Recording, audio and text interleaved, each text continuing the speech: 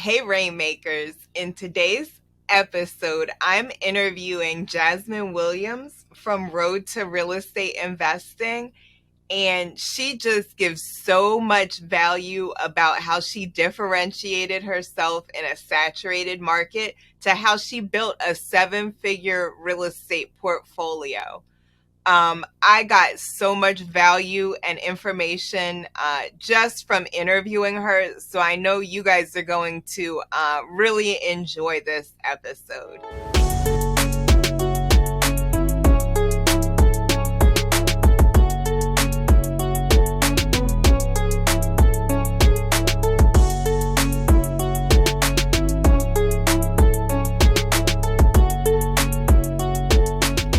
Hi, Jasmine. Thank you for joining me today. Absolutely. I'm glad to be here. Okay, well, let's jump into it because I know you have a really interesting story. Why don't you tell me how you got started on your entrepreneurial journey? Oh my goodness. You're dating me for some years. So I started out as a real estate agent when I started my entrepreneurial journey. Started as a real estate agent, wanted the freedom of having a schedule that basically I was allowed to be home with my son, be home with my kids, that type of thing. And thought that, real estate or being a realtor was going to like somehow magically just clients were going to fall into my lap. And it definitely does not happen that way.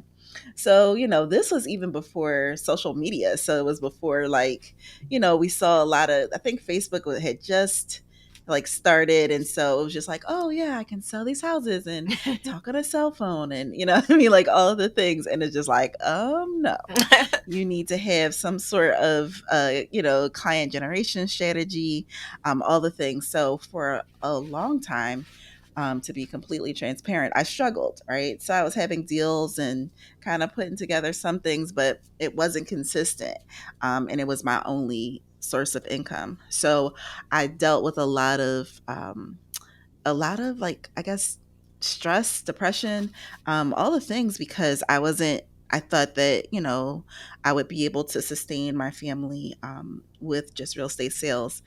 And like I said, it wasn't that easy. So I'm a single mom of two. Their father was killed years ago. And so I was like on my own, trying to figure this out. And so maybe about 5 years ago, I decided to just become financially literate, right? Because even though I owned my own business as being a realtor, I wasn't necessarily financially literate. I was more of like, just check to check as the commission checks are coming in. I was paying bills and then not really managing my money properly. Not, you know, just not doing the right things. I was a homeowner and I am a homeowner, but I just still wasn't using my money to leverage. It was just like as the commission checks were coming in, I was just like paying all the bills and then back to zero within days, right? And so I have a lot of friends that invest in real estate and they're just like, why aren't you doing this? You're advising people, over the years. I have advised so many of how to invest in real estate. And I was, it's like, why aren't you doing this for yourself? You're finding these deals, that type of thing. And so what I decided was, okay, I'm going to buckle down and save my first down payment and get into real estate investing. And I bought my first rental property, and I bought it in West Philadelphia for $12,000, and it was like, okay, this is real. Right. It needed some work, so I was able to I wound up taking out a hard money loan to get the renovations done. Got the renovations done, was able to get a tenant, and then I was like, oh, this rental check is nice, right? And so once once that got going, it was like, okay, let me go ahead and keep doing this. So now, I started, like I said, with just that $12,000 property. That same $12,000 property, just about, I guess now about 3 years later, just appraised for $140,000. Wow. And on top of that, I've built a multi-million-dollar portfolio of real estate property that is in trust for my children. So it's been a journey. We can get into what those things look like, and how I'm funding, or whatever questions that your audience may have. But that's pretty the broad strokes of the story. Wow. Yes, that definitely seems like an amazing story. And I do want to get into that because I know my audience really likes to know kind of step by step, like how can they follow in these in your footsteps, your six-figure real estate Sure, footsteps. And you sure. said, oh, you have a seven-figure portfolio, which is Hmm. definitely remarkable. Do you feel like being a realtor helped you in investing, or would you not? It does help you.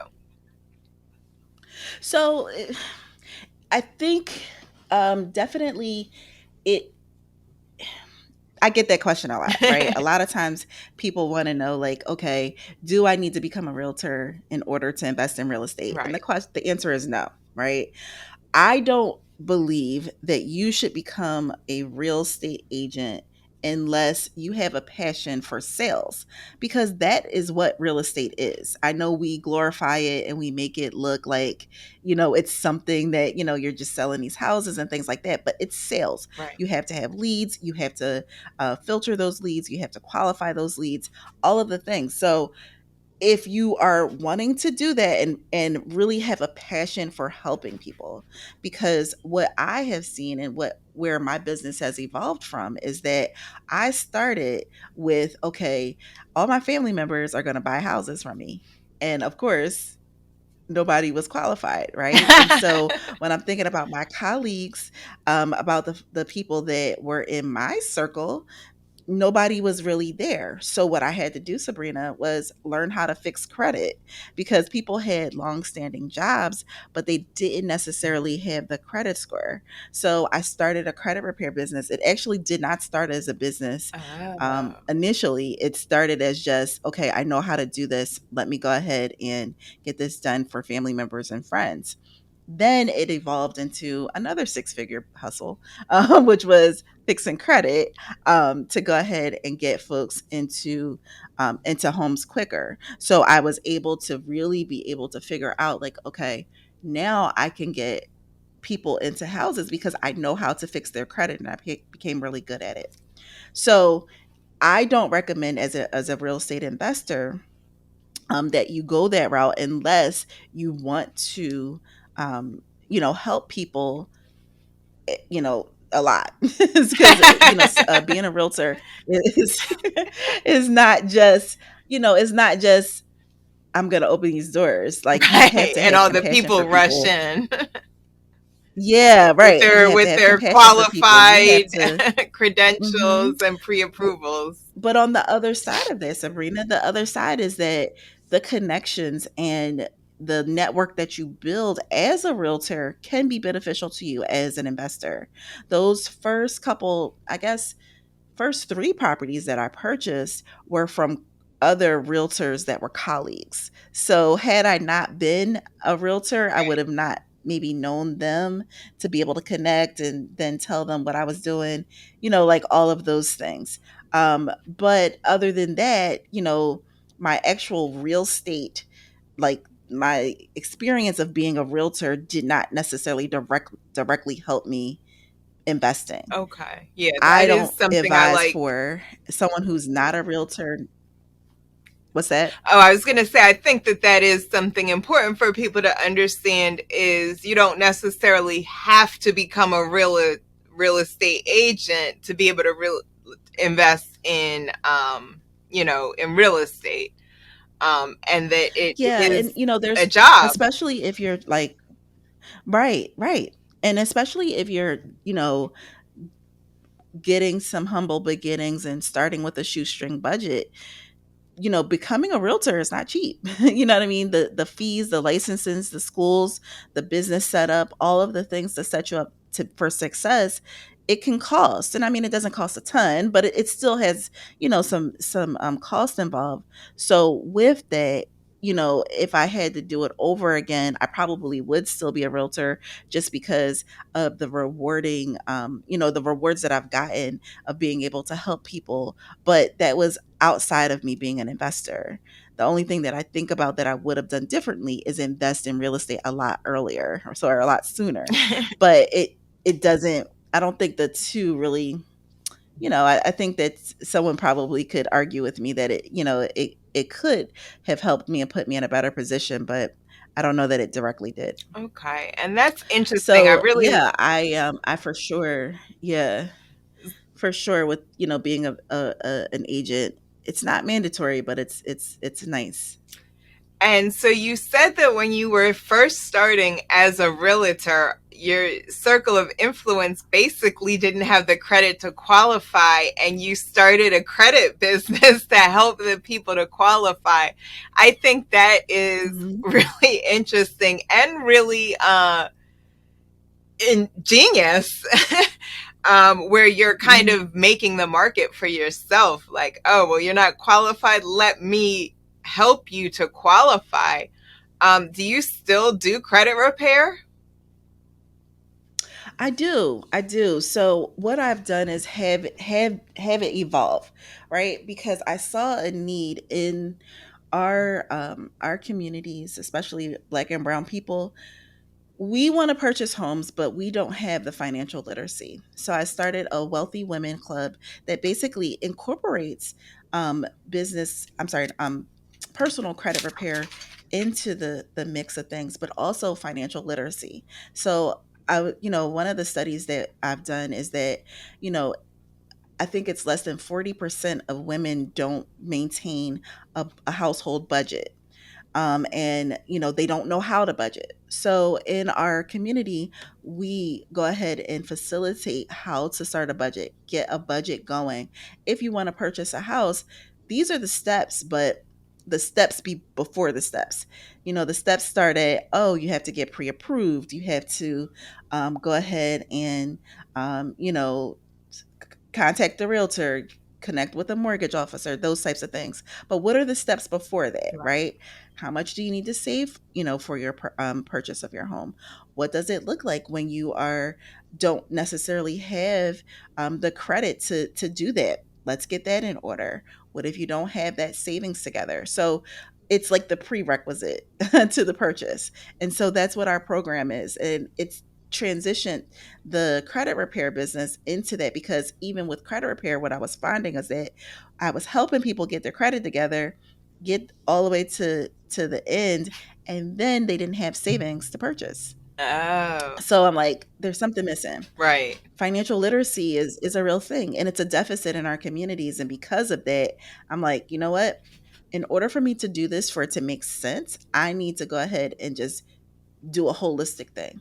So, the credit repair, the business is still there, but it's for women that are truly, like, it's not just credit repair where I'm just getting the stuff off. Like, we're working together. We meet monthly, to go ahead and really drill down on the needs so that you can go ahead and purchase a home.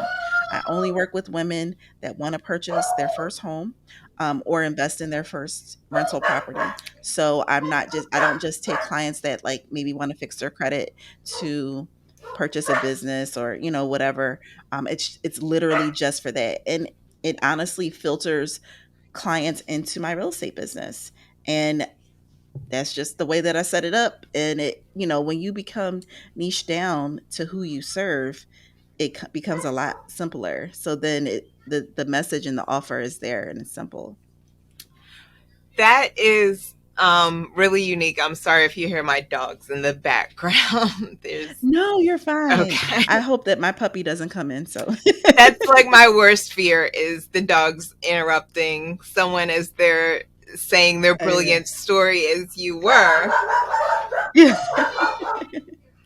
there they go. There they go. Exactly. All right. Hopefully they'll edit all that out. Sweet. Oh, Okay, could you give me just 1 second? I see someone's at the doors, so Sure, hopefully they absolutely. will get this all in one Absolutely. second.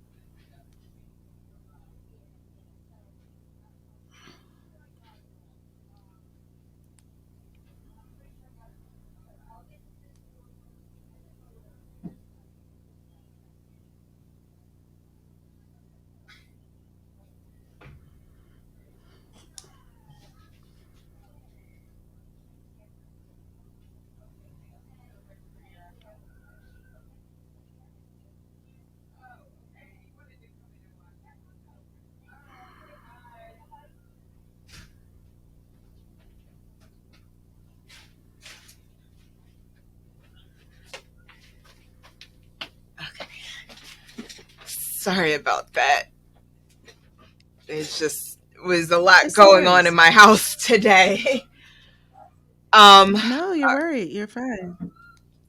so if you could just kind of, just to make sure we I have a good copy, can you kind of a little bit speak about the financial literacy and how you were helping people? Because that was like when all hell was breaking loose back here. So I want to make sure, You're that that's absolutely, really it's fine. captured. I get it.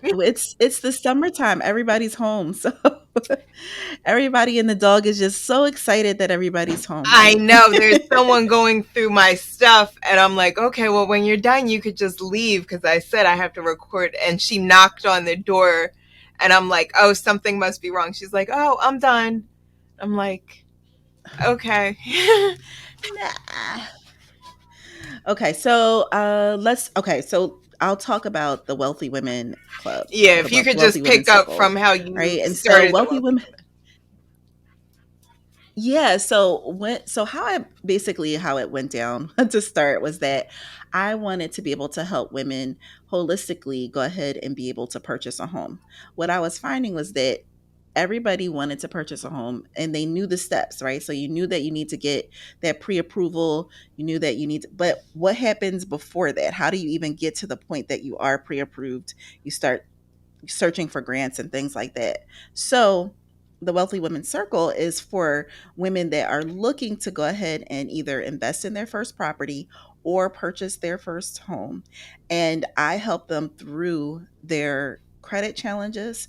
And we, as a group, we go through how to budget properly, how to set up our finances, how to put together an emergency fund.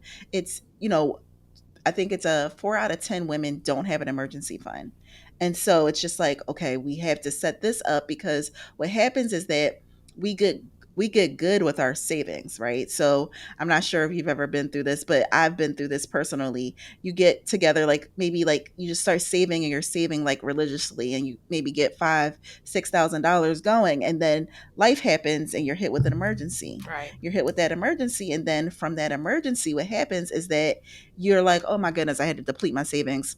Forget it. I'm going to stop saving. right, So, what I'm trying to do, or what I have been doing, is getting women to save an emergency fund first. Once they save that emergency fund, then they are able to kind of go ahead and save for that first home.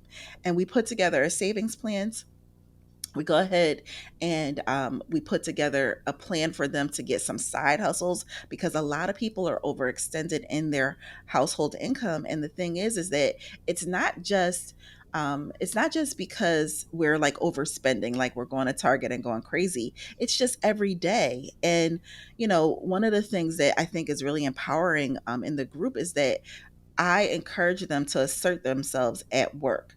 So a lot of times women have been in jobs 5, 6, 7, 10 years and never ask for a raise. yeah, Never ask for a raise outside of the annual raise, right? And so I'm like, well, do you think in the last 6 months you have generated additional dollars for the company that you work for? And I mean, you know how we are as women. We list it. We're like, yep, I did this. I stayed late. I did it. I brought in new clients. Like all the things. I'm like, okay, start keeping a little tally. Keep a little journal in your phone, and then go to your supervisor for a raise.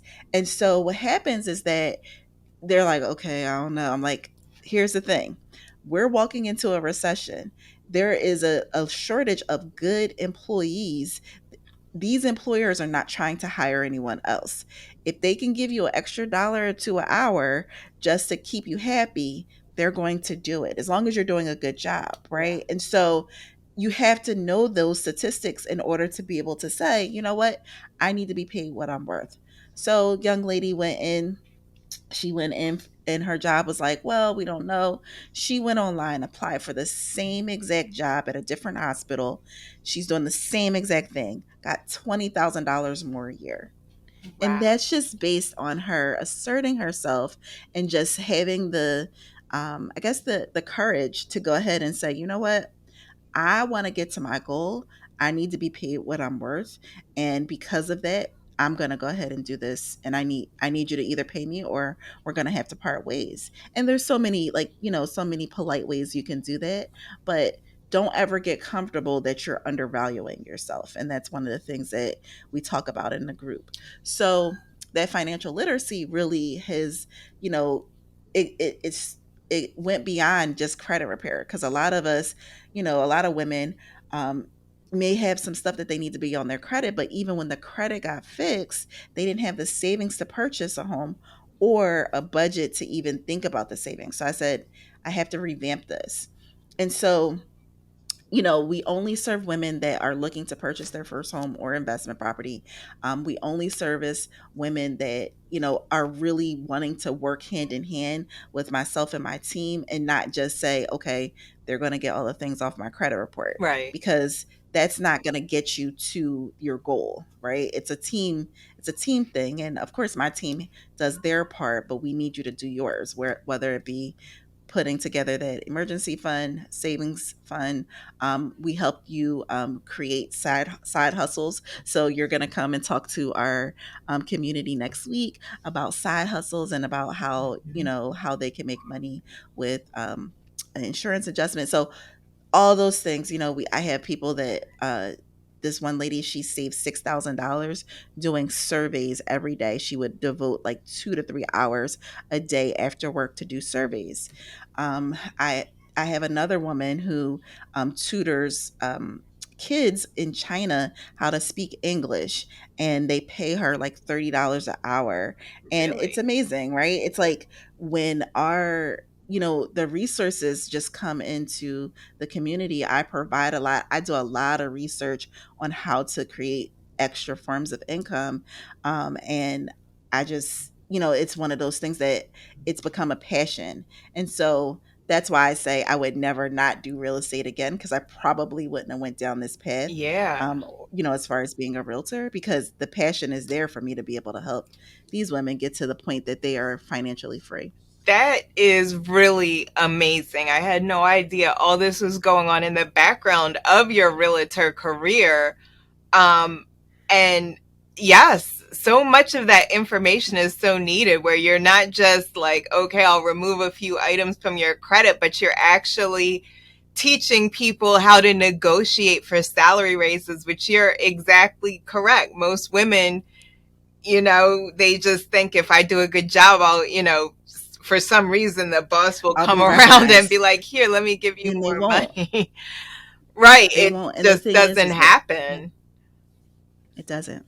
The thing is that, we're already being paid less than men in our marketplace. So if we are historically have that wage gap, then why do you think that they're going to pay us Right. based on our performance? They won't. Willingly. And so we have to speak up. And so it's from the person that makes $10 an hour to the person that makes $80,000 a year. We all deserve to be paid what we're worth. And just that, I think having the group and having like a group of women that are just cheering you on, like, girl, what happened? You know what I mean? Like, what happened? What happened? Did you, like that type of thing Yeah. has been really empowering. Yeah. And, like I said, the getting back to the original subject of real estate investing, real estate investing has allowed me to be able to do this type of project with women, because now my investments really sustain our life, right? And so I can take on these passion projects, which still generates income, but I can, while I'm building it out, I can really, work with people that I know. I don't have to accept everyone. Right. Work with people that I know have the passion to do it. And I'm sure, in your business, with people, it's always a thing. Like, when you're starting out, you're just like hungry. Yeah. You take everybody, and now I just get to work with the people that I truly think that can really benefit from my experience and my guidance, and really just help them get to the next level. That, yeah, I do agree that that is very important. Early on, someone said to me, there's trainables and there's drainables, and you want to eliminate Mm, drainables from your life because they're just going to take and take and take, and you'll look around and be like, I'm so tired, I have no energy, you know what's wrong? And it's because you basically have these energy suckers who are just here to try to take your resources, take your knowledge, but ultimately they're going to do what they're going to do anyway. So I do think that that is anyway, important. exactly. Yep. And as soon as I've been really blessed to attract women that are on the same page. And I think that I do that through being able to just really relay it, even on my social media and things like that. Like, I will help you, but you have to be able to help yourself and really be motivated to do that. And I've been blessed to really, I haven't encountered anyone who was just trying to suck it away. They're more like, nope, I want to go ahead and get this done. And, having you kind of guide me has been essential. So yeah. Well, that is amazing. That's actually a really interesting real estate agent story that I think some people will appreciate.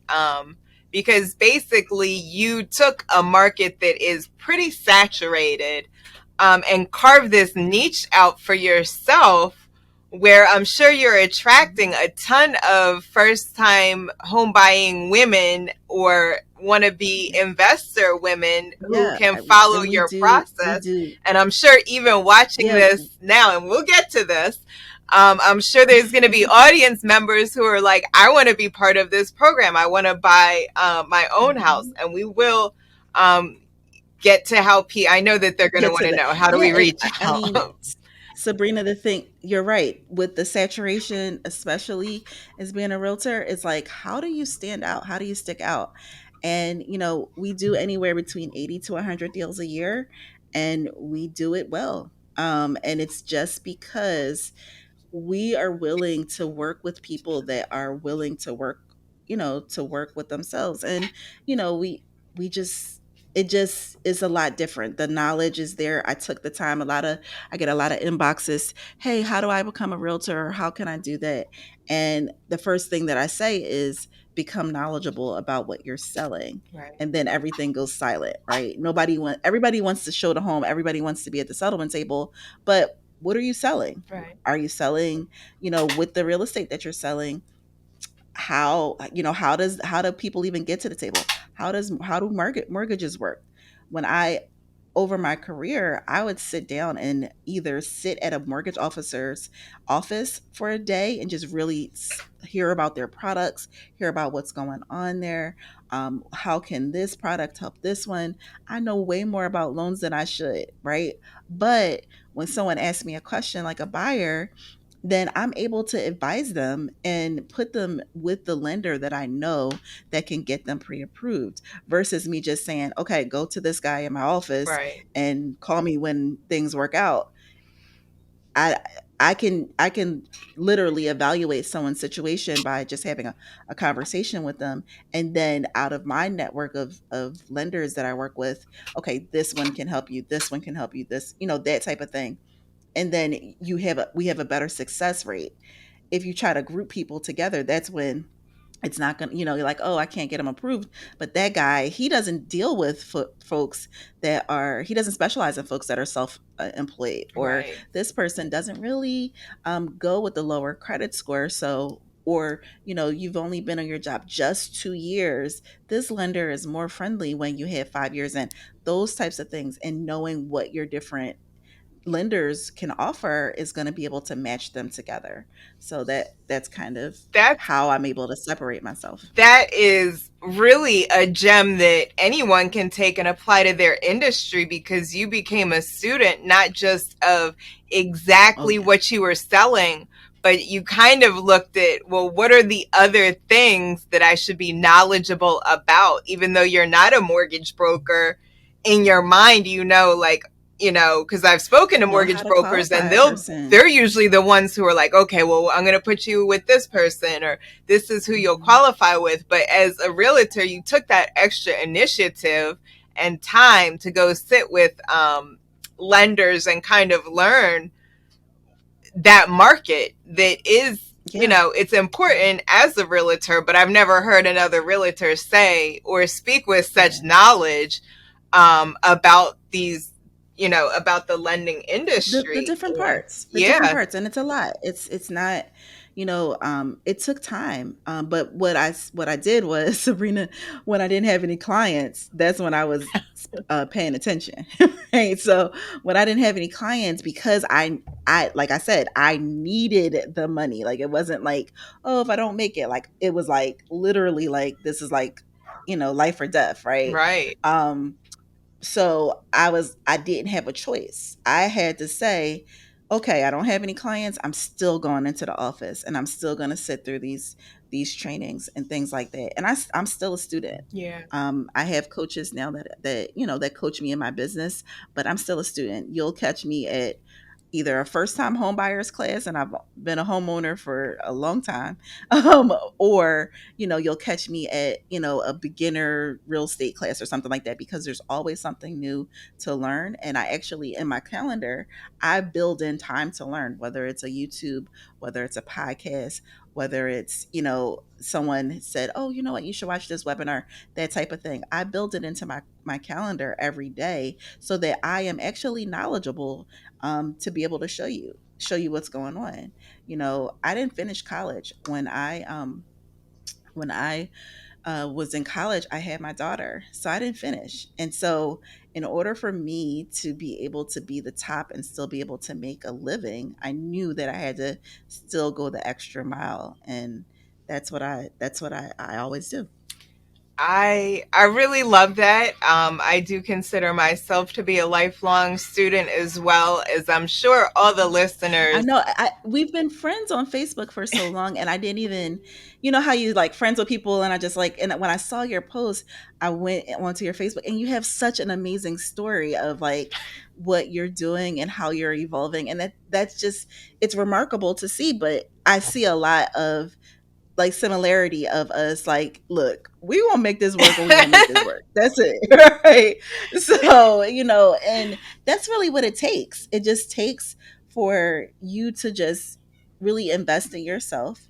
And not only that, invest to the point that it's like, listen, I'm not gonna just not, just take mediocre or mediocrity just because this is the cards that I was dealt. Right. I'm gonna make this work. And I love that. Um, Yeah. so yeah, that is a phenomenal story. But I know what everyone, they enjoyed hearing that. But in the back of their mind, they're like, she said she has a multi-million-dollar real estate Portfolio. portfolio. So let's talk about it, Okay, right? yeah, let's So get into how you went let's from talk your about it. first $15,000 house in West Philly to now, multi-million-dollar portfolio. That's what we want to hear That's what about they want to that. talk. That's what they want to hear. So let's talk. I guess let's start with that property. So purchase that property, $14,000. The property was for a woman that was going into a nursing home. And a good, really good friend of mine, he called me and said, "Hey, do you want to buy this house? It's a little tiny house. It's a two-bedroom house." Um, and I was like, "Okay." He's like, "Are you scared?" I said, "Yes."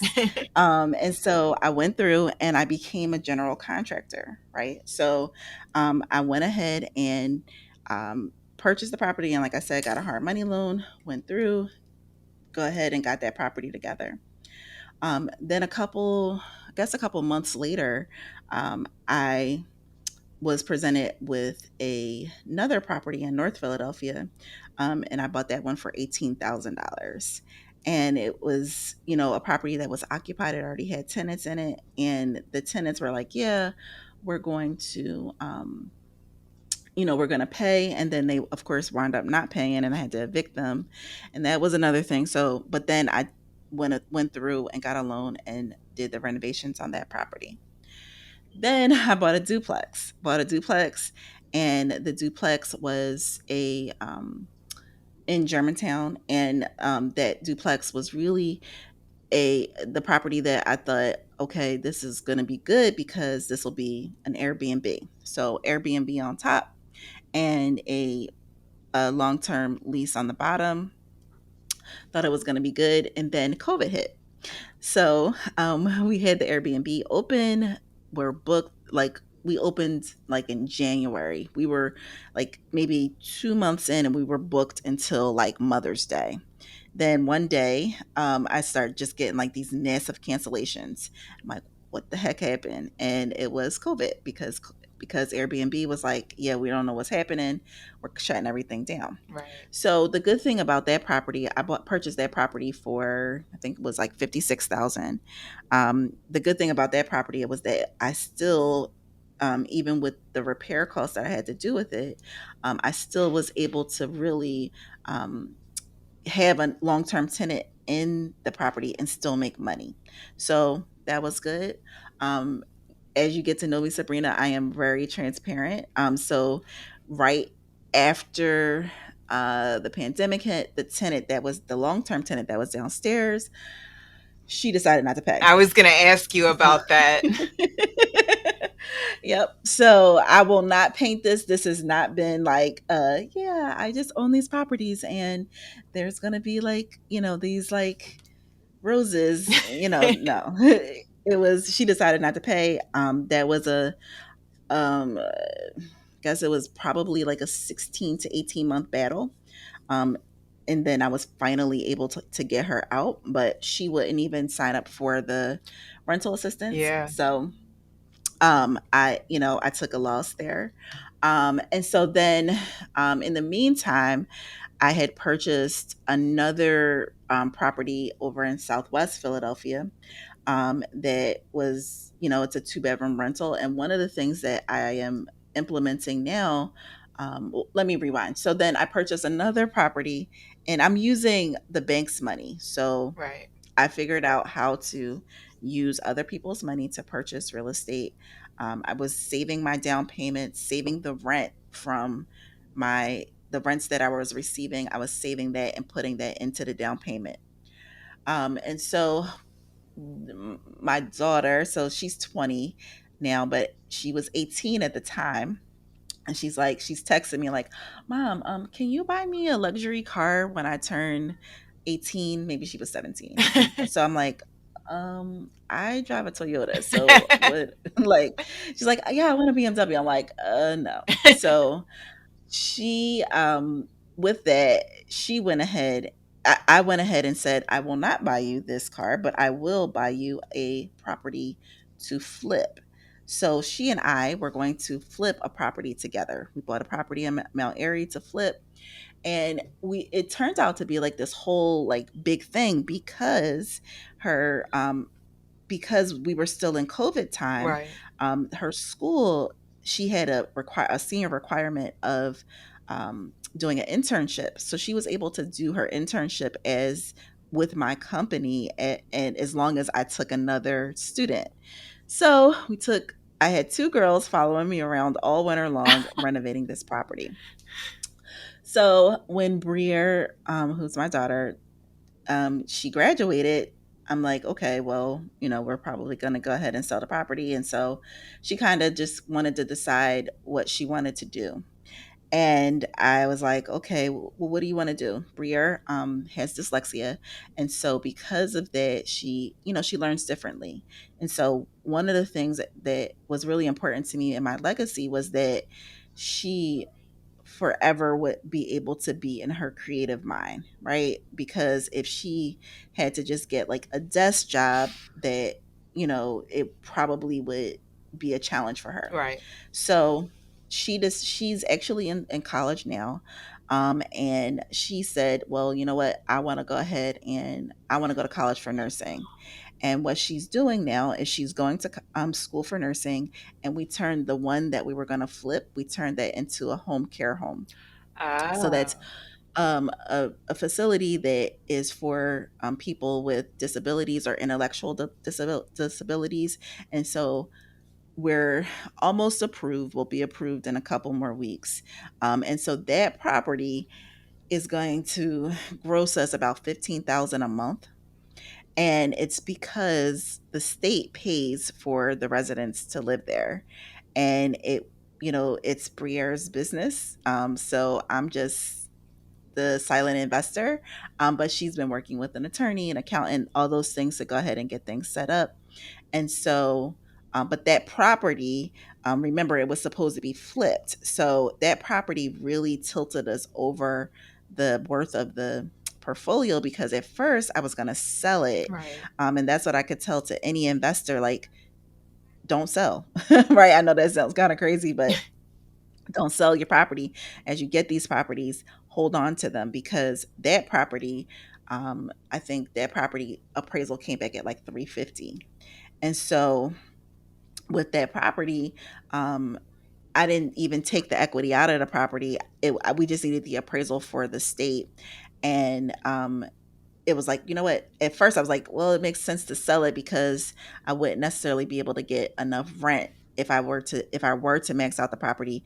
But with getting $15,000 a month from the state, it for sure covers it, and it makes That us enough money. that's crazy. I'm gonna have to interview your daughter next because I want to. Yeah, I yeah, know yeah. You we got to all want talk to to her. know how to make Yeah, I one know. She property make she's actually, 15,000. what time is it? Yep, she will be home soon, but she was like, "Okay, game changer," right? Yeah, Because now, I'm speaking next week in North Carolina about legacy and about next generational wealth. 5 years ago, Sabrina, I wouldn't be able to have this conversation, but I literally just got out of my own way. I'm like, you have all of these things in your head that you want to do, right, you know, some would say that I'm a serial entrepreneur. I've credit repair business, right, realtor, investment business, this and that, right?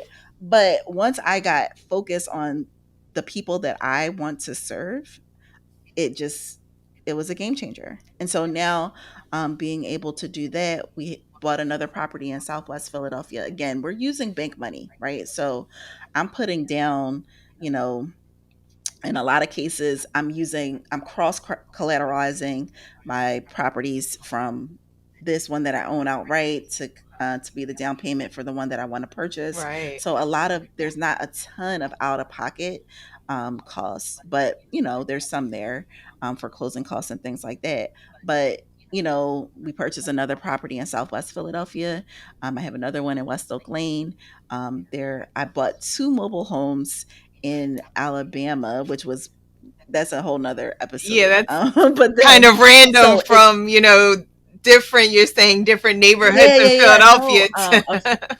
a girlfriend of mine, she and her husband purchased a trailer home park, which I thought was amazing. Right. And then they purchased it, and she emailed me and was like, "Hey, I know you're like into investing. Would you like want to buy a trailer home?" And I'm like, I know nothing about trailer homes, but what do you? She said, well, there's a deficit of housing here in this particular town, and they have Section 8. So if we can get the property fixed up, they will Section 8 the property.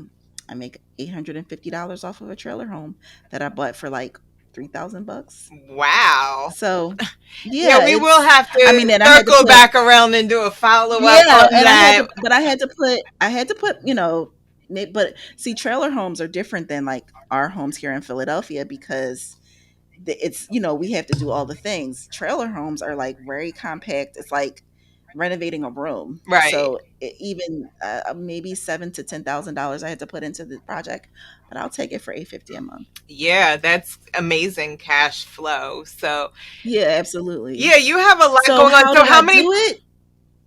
What? How did I do it? I literally, it was that first property, the first property, and then just keep leveraging. I'm not over leveraged though. So once I get to like a certain amount of properties that have like mortgages on them or hard money loans, I pay I pay it off.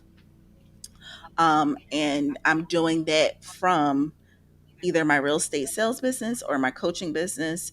Um, so I'm still very much, um, what's the word? I'm still very much like tied into my business, meaning that I still have to I want to make sure that all the properties are paid off and things Right. like that. So I'm still working in my business. You know what I mean? Like, I guess I could retire if I wanted to, but it's not really enough.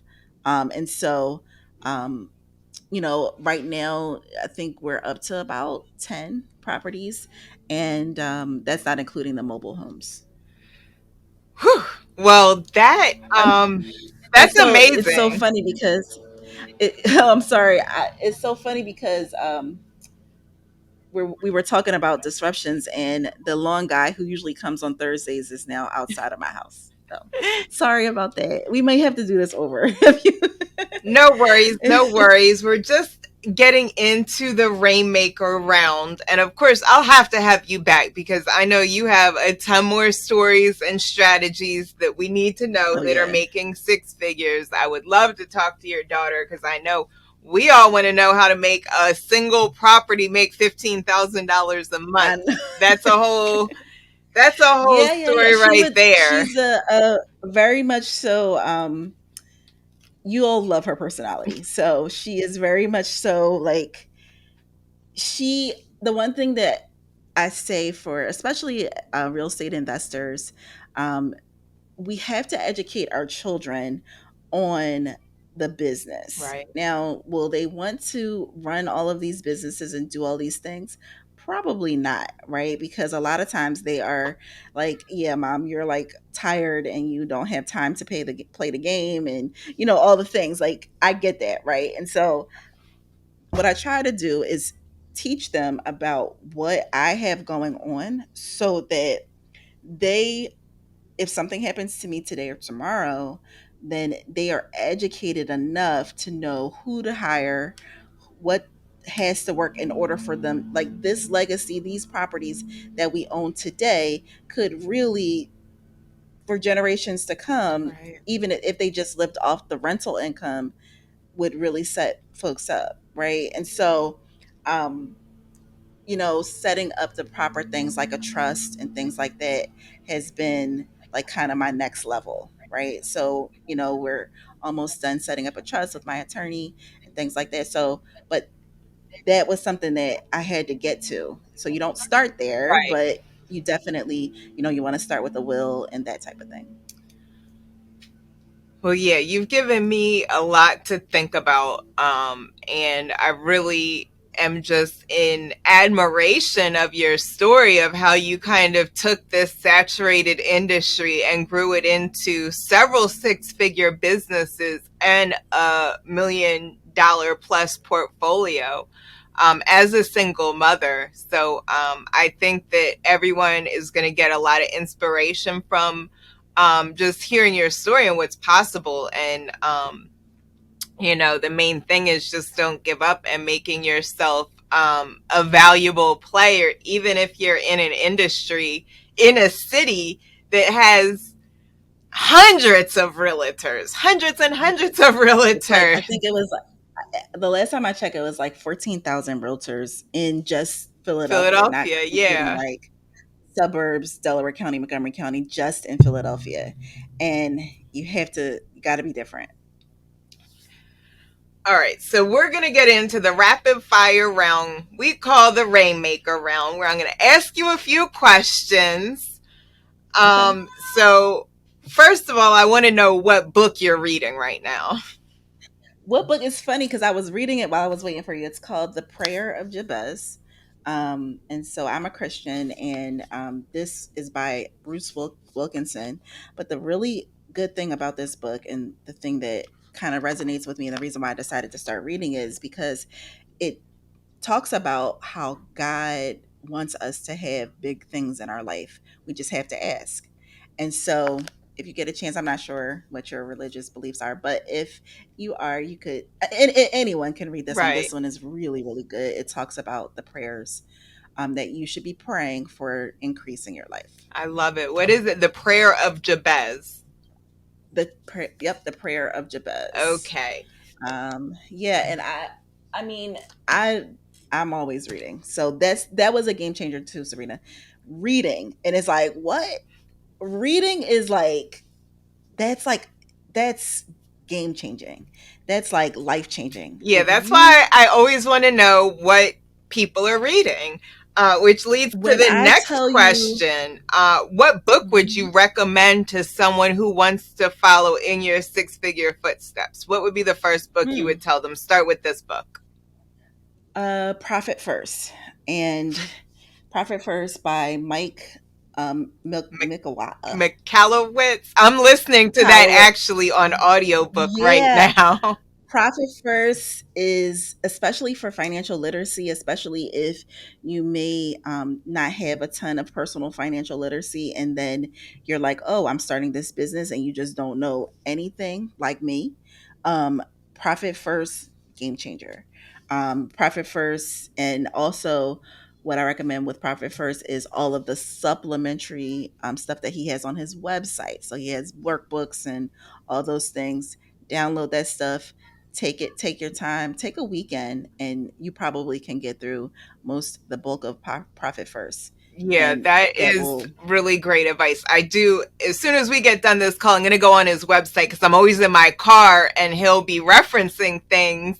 And then I'm like, when okay, I I'm going tell to go you on the that, website. So let me text let go make sure on. you text me and let me know how you make out once you do that. Yeah, Print out those worksheets that he has, sit and do those. You're going to be like, oh, that's because a lot of times we have to put paper to pen um, in order for us to really grasp the information. And so, you absolutely. know, I'm reading constantly. I'm usually reading like a self-improvement book and a business book at the same time. I love that. I really love that. Leaders are readers. Yeah, Um, absolutely. so what is your favorite quote? Huh. Hmm. I don't know that I have a favorite quote. I know that I did quote, hold on, I'll see if I can pull it up. But I did quote um Robert Kiyosaki a couple days ago because I thought that was pretty profane that he said the primary difference between rich and poor people is that they manage their fear, right? And so a lot of times when I'm talking to women that want to invest in real estate or even buy their first home, they're scared because they don't know. And so rich people, instead of saying they don't know, they get the knowledge and then they take the step. And so that would definitely be the quote of the moment. If I had to put one, put something there for sure. I love that. I do love that sentiment. So what would you say is the hardest lesson you learned that you're grateful for? Oh, so many hard lessons. Huh. Hardest lesson that I'm grateful for. Probably, probably hardest lesson was probably not knowing how to manage money and becoming financially literate. That was something I feel like because I'm a hard headed, I had to go through like being broke literally, and then you know learning how to manage money from like bare bones, and then encouraging and getting to the next level. So I think that would be what I'm most grateful for sure.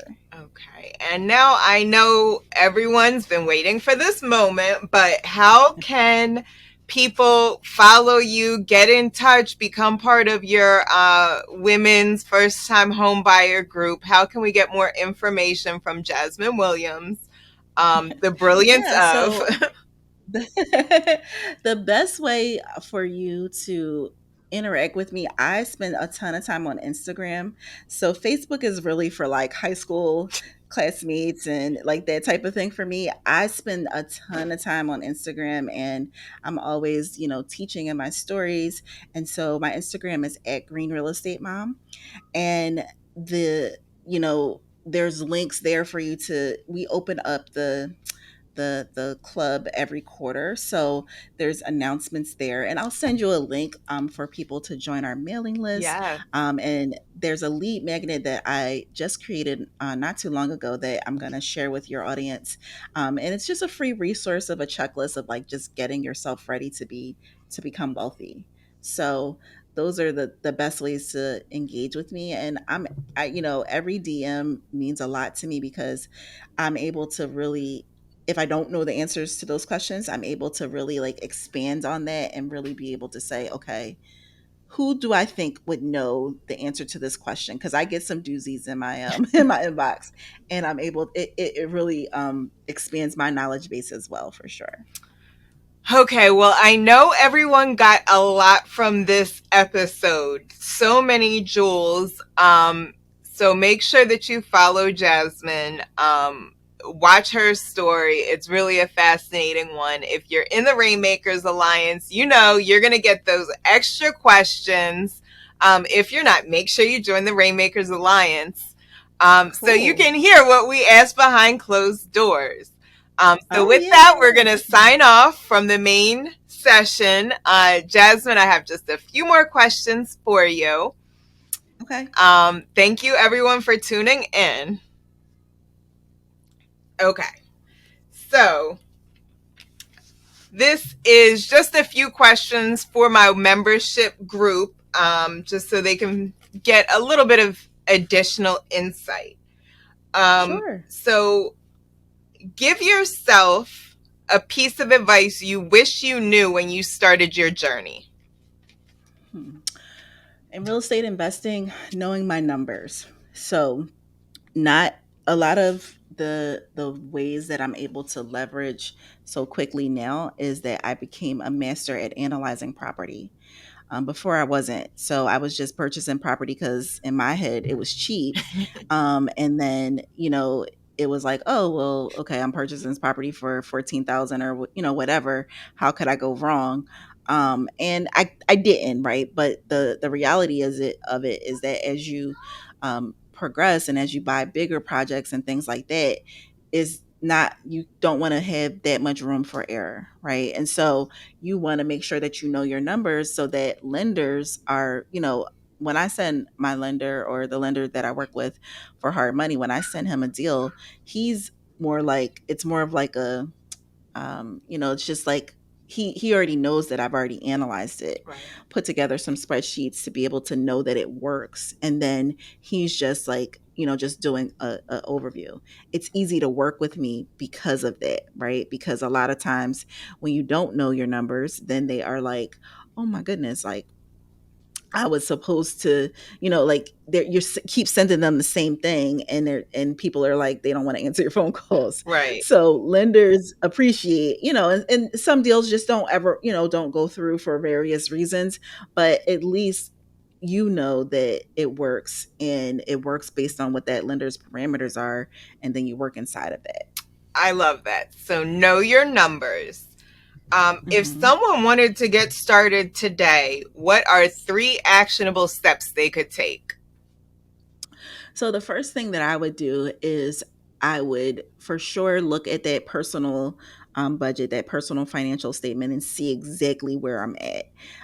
Then I would become a student. So listening to podcasts like this, listening to Bigger Pockets, listening to, just kind of putting some of the free stuff out there, YouTube's. There's a lot to learn. And I am a person that is not necessarily the most organized. I'm either very, very organized or not organized at all. So, organizing myself to be able to have on my calendar 30 minutes a day to devote to what I want to do. The thing about that is that usually when you do 30 minutes and you start really learning stuff, you want to spend even more time learning.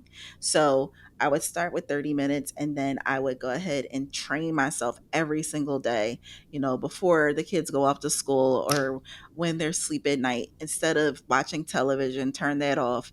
Let's go ahead and learn something new or learn something about what I'm interested in doing. So that's what I would do. And then the third thing is to really connect with a realtor or someone who can advise you on the financing, because a lot of these deals can be done if you are the master analyzer, so you know your numbers, and you are able to, get the lending together. So, yeah, I think those are really good steps that anyone can take to get started.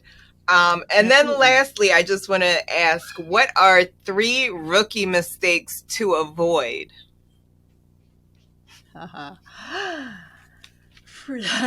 Okay.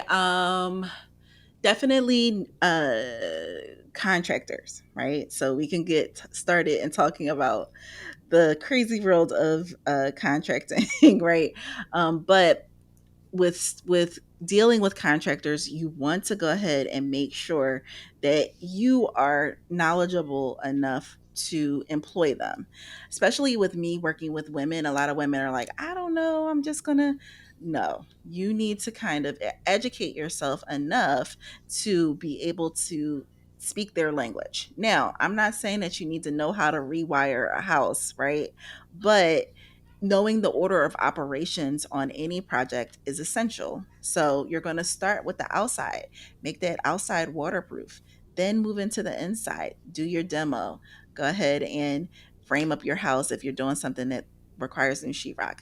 Get your plumbing, get your electrical in there, get some checks in there, right? So get some inspectors to come in and check. Then you're going to put your sheetrock. Then you're going to go through the process of your finishes, like your flooring and your windows and all the things, right? And so knowing that, I think that if you know that, that would definitely help you not be so like, I don't know, right? And so we write them out. We write out exactly what needs to happen, and then you know who you need to look for in order for it to make it happen.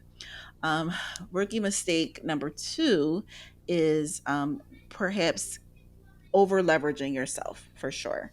So a lot of times, especially in this Instagram age, everybody is like, yeah, you can get these hard money loans and things. Oh, you can max out your credit cards and purchase real estate with that. And I don't subscribe to that because I've been maxed out on my credit cards. And so what I suggest is that you leverage business credit. So one of the things that I teach the women are to establish business credit for their businesses so that they are able to go ahead and um, be able to use their business credit if they once they do invest in real estate.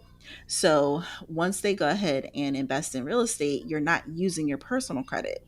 One of the main reasons that you don't want to do it is because after you're in that hard money loan, you need to refi, you don't want to have your credit maxed out and a lender say, "Well, wait a minute, all your credit cards are at 100%." It doesn't look good on your business. It doesn't matter, right? And so you want to leverage and establish that business early on so that you are a real business and not just like kind of not doing things, above board. So the business bank account, the business credit card, that type of thing, for sure. Then third rookie mistake is, I think, not getting a mentor or getting someone who is where you are, right? And so, or I'm sorry, who someone getting with someone who is where you want to be, meaning that if you want to, if you want to purchase apartment buildings, then your mentor should be purchasing apartment buildings, Right. right? If you want to, mentorship is important. And I think that had I known that early on, I probably would have adopted that a lot sooner. I think that I did have like some early mentors unofficially, but having someone who's like literally, your real estate coach, your business coach, your whatever, is really going to be able to get you to that next level a lot sooner. Now, I made a ton of mistakes because I didn't have anybody telling me otherwise. Do I recommend it? Some people need to have that school of hard knocks just to, so they don't make that mistake again. But some people are just like, yeah, I'm not really trying to make a ton of mistakes, Right. so I need someone to to coach me through. And I think that that could definitely be a rookie mistake of just not having some sort of mentorship out there for sure. I think that that is very, very good advice that you've shared. Thank you so much for your time today, Jasmine. I Yeah, really enjoyed absolutely. all the lessons that you've shared. And we'll have to do it Absolutely. again Thank you for soon. having me. Yes, thank you for having me. So, let me know if you need anything else, and I'll send you the meeting invite so you can come and talk to my community next week. Okay, great. Thank you, everyone, Thank you for so joining much. in. This has been another great episode of Six Figure Side Hustles.